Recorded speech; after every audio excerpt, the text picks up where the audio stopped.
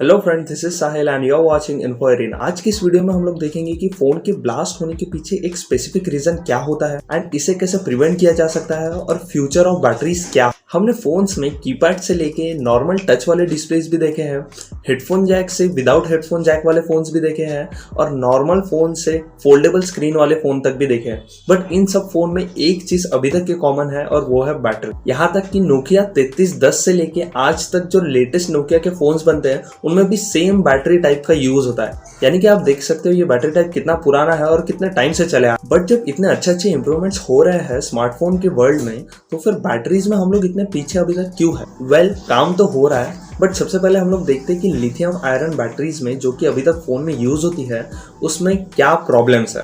Well, देखा जाए तो प्रॉब्लम इन बैटरीज में नहीं है, प्रॉब्लम है आजकल के स्मार्टफोन कंजप्शन में। जितना स्मार्टफोन बैटरीज को आजकल कंज्यूम कर रहा है वो एक बहुत नेक्स्ट लेवल की बात है। सोचो, पहले जो फीचर फोन्स होते थे उनमें बहुत ही कम बैटरीज यूज होती थी और आजकल फोन बहुत ही हेवी टास्क कर लेता है, यहाँ तक कि अपने कंप्यूटर का भी काम कर लेता है। तो इसीलिए उसे चाहिए रहती है मैक्सिमम लेवल ऑफ पावर, जो कि हमें इन्हीं सिंपल बैटरीज से आती है। और इन लिथियम आयन बैटरीज का डिजाइन कुछ इस प्रकार रहता है, इस साइड में कैथोड्स, इस साइड में एनोड, और ये दोनों भी इलेक्ट्रॉन्स कंटिन्यूअसली मूव होते रहते हैं और इन्हें बीच में सेपरेट करता है एक सेपरेटर। बट जैसे जैसे स्मार्टफोन्स एडवांस होते जा रहे हैं, स्क्रीन की साइज तो बढ़ रही है लेकिन बैटरी की नहीं। स्क्रीन का कंजप्शन बढ़ रहा है लेकिन बैटरी का पावर उतना ही रहता है। इसीलिए हम जब बहुत ही एक डिफिकल्ट टास्क परफॉर्म करते हैं जो कि एक बहुत ही high level battery consumption oriented रहता है, उस टाइम कैथोड और एनोड की मूवमेंट बहुत तेज हो जाती है। इसीलिए हमें हीटिंग इश्यूज दिखते हैं गेम्स वगैरह के वक्त।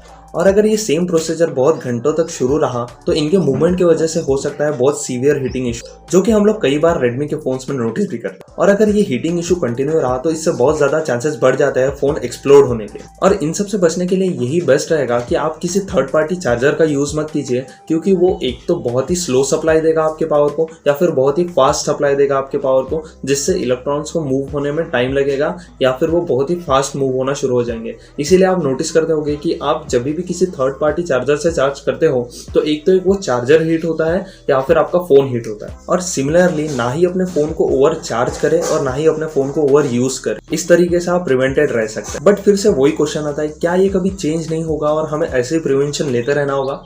तो नहीं। बहुत सारी कंपनियां अपने फोन्स में शेड्यूल चार्जिंग जैसे फीचर्स ला रही है, जिसके वजह से चार्जिंग एक बहुत ही ऑप्टिमम तरीके से और मेंटेन तरीके से हो, ताकि वो एक ऑप्टिमाइजेशन ले सके अपने बैटरी से और उसे फुल डे चला सके और एकदम उसका ऑप्टिमम यूज करा सके। आखिर हमें बैटरी का पोटेंशियल भी तो पता चलना चाहिए।